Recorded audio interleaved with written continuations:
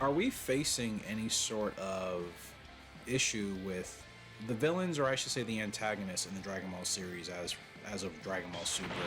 And we've had antagonists that, for better or for worse, were very loose in that context. Like Broly and Jiren, I didn't really count as like villains or antagonists. They served that role for their movies, or in Jiren's case, a Tournament of Power, but they weren't definitively at heart evil, like Frieza or Perfect Cell or Raditz or something like that. We look at these characters, Moro, anyone that's come after him in the Galactic Patrol Arc series, Dragon Ball Daima, the villains we've had, obviously, in that series with the Demon World introduction.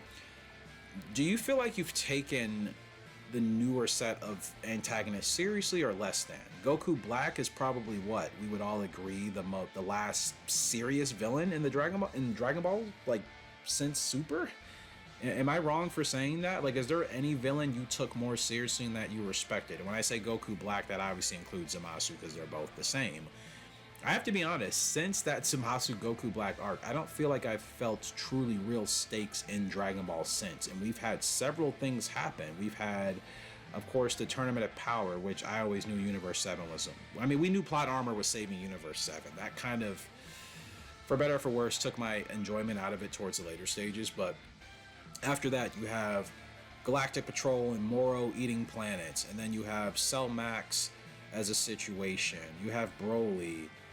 In the midst of all of these things, and I'm not saying they were bad or weren't enjoyable, but did you take the consequences or the seriousness at a level that you would have in the earlier Dragon Ball Z days, watching an arc or a saga unfold, or like I said, even the Goku Black Zamasu situation? It's really weird to think that like Dragon Ball has weirdly been in this space where it's created villains, but it's almost seemed like it's been more of a necessity and not out of really creating a villain that could haunt the Z fighters for a while. For what we know, Frieza's still the only villain that is haunting Goku and Vegeta, more specifically Vegeta, for the extended time of the series. There's no other villain they're really concerned about, and I think we might need another one at some point just to bring a little bit more of that edginess and those stakes back. I know the series has taken a different direction, obviously, but it's not to say that it still can't make villains a little bit more. I don't know what the context or the phrase I'm trying to say is, but hopefully you understand my point.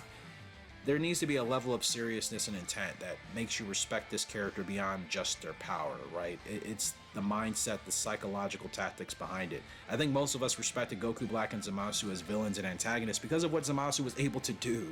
And I say that like there are two different ones, as I just earlier said they're one, but you get the point. Zamasu was almost succeeded. Gosh, he almost succeeded. He practically succeeded in one way or another. It forced Zeno to completely erase a timeline. Who's done that in Dragon Ball's history? No one that we know of, right? That's a hard bar to reach.